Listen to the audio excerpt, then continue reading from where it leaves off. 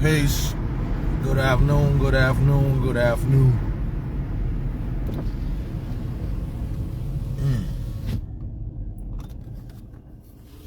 I just wanted to talk about this Mike D situation. You know, first of all, you know, funny, me being an old man, I had seen a lot of people talking about it, but I was like, what is the thing itself? Because I didn't see the original video or to find out what the drama was, you know, and I got care and concern for the kid. He don't know that because we haven't met yet. I've been trying to link up with him and whatnot, but we got some people in common. You know, a young man that I know who I got love for is one of his good friends, and you know, and I know his pops as well. Me and his pops don't know each other super well like that, but you know, from around the way back in the day and all that good shit. But yeah, so this Mike D situation. So I finally saw it. I saw the video. You know, I saw what he posted and all that.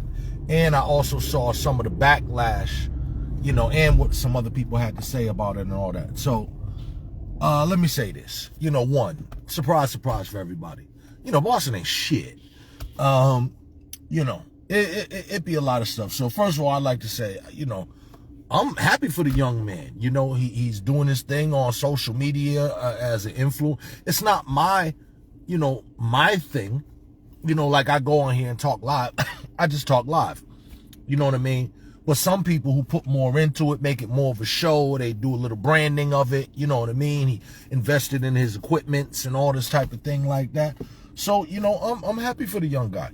And not for nothing, the reason that I was trying to reach out to him, and also before that, there's another young influencer. He's been around a little bit longer. What's his name? I think is it Tory Bullock? I want to say it's Tory Bullock. Who he did, like, for instance, he did a thing one time on Boston Police. And you know me, I just was like, damn, the young man, very talented, funny, and all that type of thing, but he was just dead wrong on the information he was giving out. He just didn't have all the facts. So I'd be like, damn, if I could give this kid the facts, then he would really be on to something. You know what I mean? So same thing with the Mike D's. When you got this level of popularity and whatnot, I wish that, you know, he might do, you know, you gotta butter your bread. You know what I mean? But I would like to see more things, you know, what I'm going to say, like, of substance, if you will, you know, interviewing, you know, different people. And now, funny thing, because before I talk, you know, I actually do this thing called research. So I went to the young man's page and I looked at all. Now, first of all, I'm not on Instagram like that, so I didn't see the Instagram, which probably assuming is where, you know, the bulk of his stuff is. But from Facebook on the videos and everything, coincidentally, when I look at it, his highest viewed videos are actually the ones where he's talking about something. I forget a couple of them now, but they had topics. It wasn't just, you know, like I've seen the ones he does at the Let Out of the Club and all this type of thing like that. I've seen those, but when I looked at the numbers, the ones that I saw that went over like 100,000 views, and once again, that's Facebook, because God, I don't know how much he has on Instagram. I'm sure more, what have you. But the ones that I saw that were had the most views, and it was about, I'm gonna say like 6 or 7 of them, and he had a grip of videos, probably like 30 or 40 videos there. But like I say, the highest viewed ones were things on somewhat of an issue, you know, a little controversial topic or something like that. Now, of course, he don't cover it the same way that I would, right? Nor should he. He's him. I'm me, right? But I just think that, one, we should, well, if I could say, have more of an attitude, you know, like of helping. That's like when I be trying to reach out to some of these young brothers and sisters, you know, I be wanting to give them another perspective. You do what you're gonna do. You know what I mean? You made yourself famous on the interwebs or whatnot. So I can't come in and give you advice in that regard, you know what I mean? But these kids they're doing it now. Social influencer, social media influencer and all this type of stuff. And I don't want to sneeze on it, particularly in Boston, where, everybody likes to, crap on everybody else. Or it's all cool, like when you coming out the club and you see them, everybody gonna want to get in the yo, shout out their hood, shout out their friends and all this type of thing. But then folks could hate on it on a larger thing. I hope this young man makes it, in the future on some, what's these other kids who took it? I mean, you can't make this stuff up anymore. People like Kai Cenat and even what's old boy now, Drewski, stuff like that. I wish him success, because I would love to see something like that has that nationwide, even worldwide effect come out of Boston. Once again, I would just hope to see, more issues being discussed. And I'm not talking about, you got to be a newscaster or anything like that. That's not what I'm talking about. Just every now and again, I would like to see something on an issue of importance. And it has been done before. And this is, too, what I used to say about my music, like being a conscious rapper and all this. Because a lot of the record labels and all this type of thing, as you know, they don't want to invest in conscious music. And, there's a whole stigma and stereotype around conscious music. But the funny thing is that conscious music is some of the most highest selling. Public Enemy was platinum way back in the day. You know what I mean? Lauryn Hill's album is still doing numbers. Let's look at some of the, let's say, conscious or pro-black stuff in other genres and veins or whatnot. Stevie Wonder ain't singing about slapping no hoes.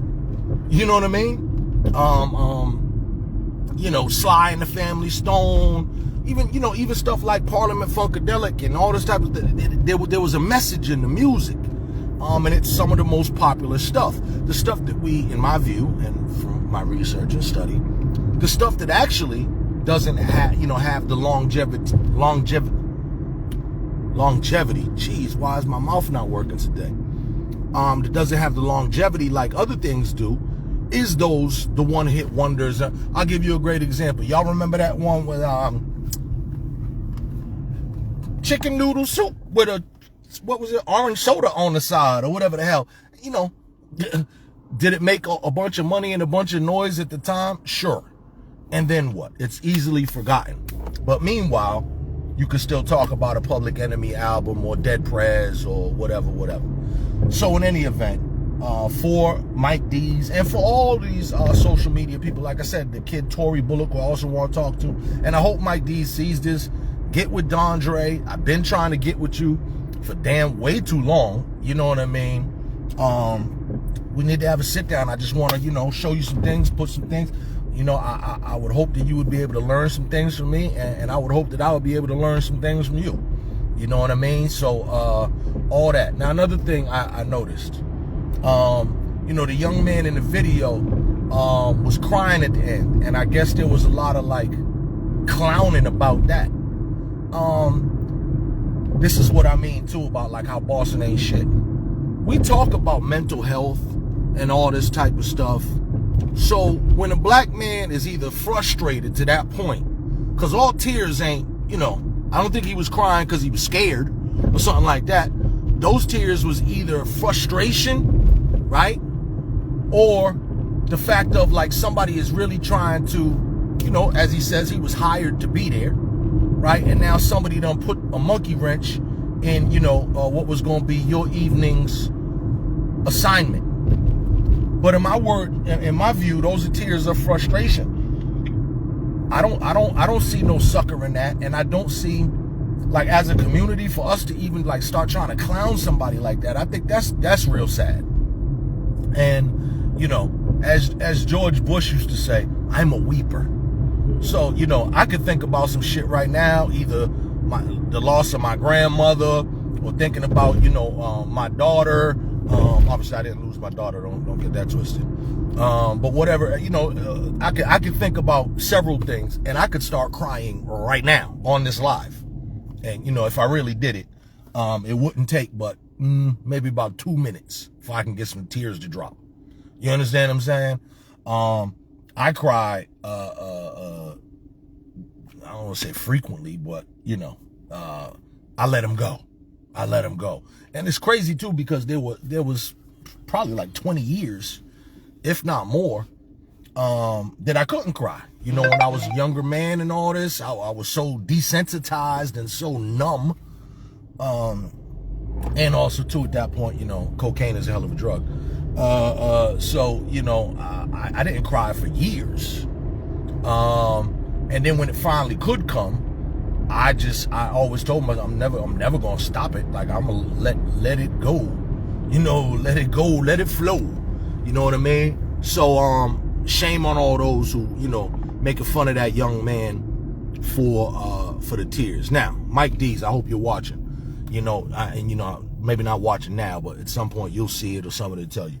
Now, let me tell you what I am mad at Mike Dees about, and what we can all have a good laugh about. That damn leopard print vest you had on. Okay, now that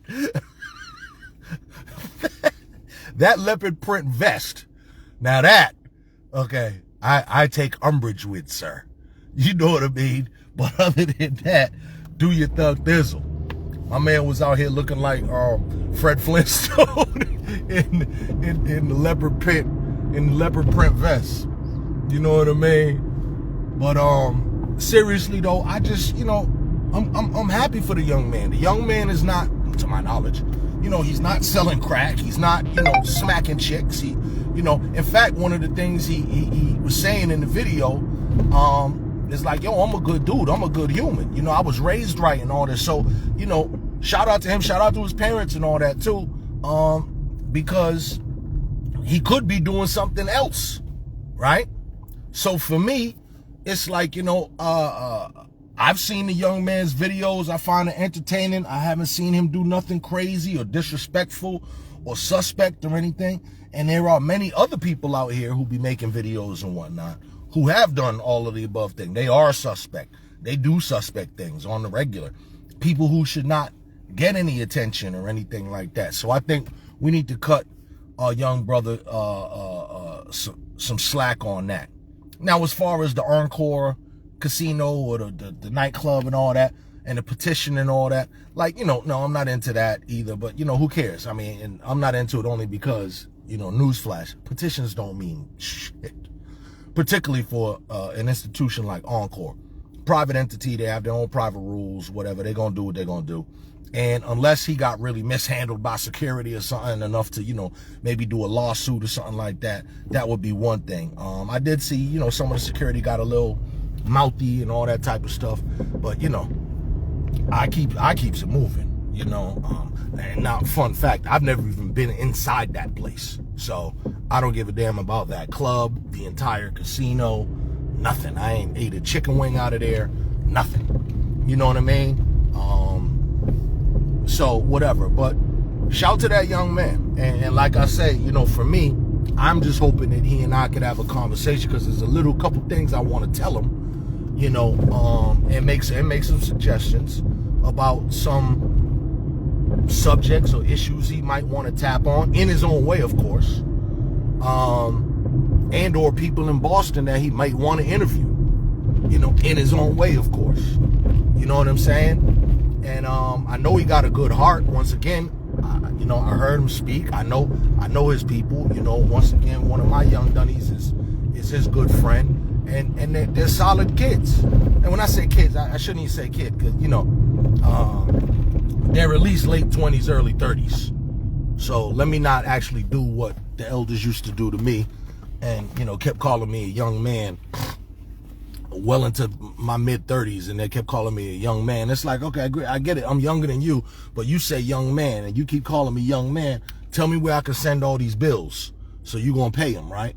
Because I've been on my own since I've been, I don't know, 17, 18. You know what I mean? You know, what have you. But in any event, yeah, you know, I feel for the young man, but also too, this is a minor hiccup. This is just a little bump in the road. You know what I mean? So I hope he don't get discouraged. He seemed like he's bouncing back nicely. I see that, you know, a lot of people have, you know, giving him support as well. But all I can say is, he seems like a good kid, and I just hope he doesn't, succumb to the, the Boston crabs in the barrel situation, whatnot. But, seems like there's a lot of people on the side, but also seems like, too, there's a lot of people who like, screw him and, Mike Dees and all that. My first thing was, too, because, when he first popped on the scene, I'm like, well, who is this Mike Dees? Because, the only, before that, the only Dees I know, Dees Nuts. You understand what I'm saying?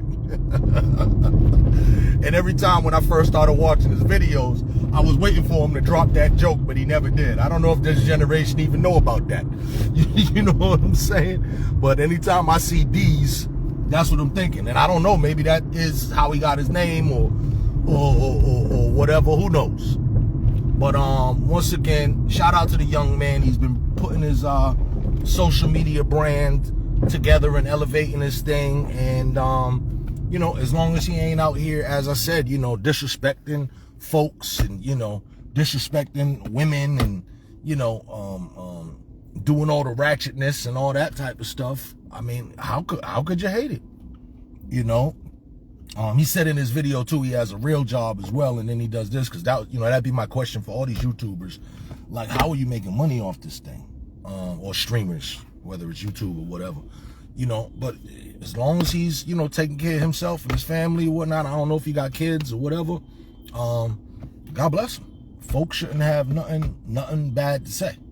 And as I said, the only thing I could do is like make some suggestions in terms of subject matter, topics, issues, and some people that maybe he may not know in Boston that I might be able to introduce him to.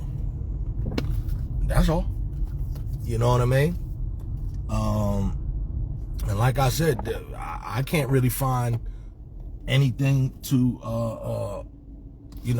fault him for, except for that damn leopard skin vest. Outside of the leopard skin vest, we're doing all right. You know what I mean? And once again, too, the kid Tory Bullock, I'm hoping I'm saying his name right. I think that's it, off memory. Another young man who's doing the influencer thing and, making these videos and whatnot. And a guy like me just would like to pass on some information. And like anything in life, use what you could use and discard the rest, and if you can't use none of it, I'm sorry, I didn't mean to waste your time or whatever, but I'm pretty sure, you might find a couple things useful. You know what I mean? And as I said, to me, it's not a one-way street. The young people who have been around me, I've learned from them just like they've learned from me. It's not, I'm not, I'm not, the mighty oracle on top of a hill or nothing like that. You know what I mean? I'm just trying to share information with other folks, brothers and sisters, and stuff that I found out in my life. Information that I have, it might make your journey quicker. You might have found it out in another year or two or whatnot. But if I know it and you can find out today, what's wrong with that? And some stuff too. Like I said, I don't know what people know. So, sometimes when I be trying to talk to people, I try to first obviously get a sense, because I don't want to assume and be like, oh man, you need to read the autobiography of Malcolm X. And they're like, man, I read that when I was 15 years old. Oh, okay. All right, cool. All right, so we already there then. All right. You ever see the movie Do the Right Thing? Man, I've been seeing that, that type of thing. You know what I mean? So you never know what other people know to put into frameworks, and particularly, if you having conversations and using those as reference points. You talking to somebody and you're like, man, remember it was just like that thing and Do the Right Thing. But if they ain't seen Do the Right Thing, then they're not gonna get that reference. Oh my God, this dude just almost jumped in front of my car on Blue 11. These people be just jumping out, not even looking. Whew. But all right, so yeah, that's really it. Shout out to Mike Dees. I support him now. Seeing what happened, I really, it's funny in Boston how things can, because I thought it was a big I thought something happened. You know what I mean? But at the end of the day, much ado about nothing. You know, once again, I pray that that young man don't allow that to, you know, stop his hustle for even a nanosecond. You know, keep that moving. You know, to me, fuck Encore. You know I don't care about that. And just, yeah, keep doing you. So yeah, so that's my 2 cents on the situation. And as I said, the only other thing I can say is don't never wear that leopard skin vest.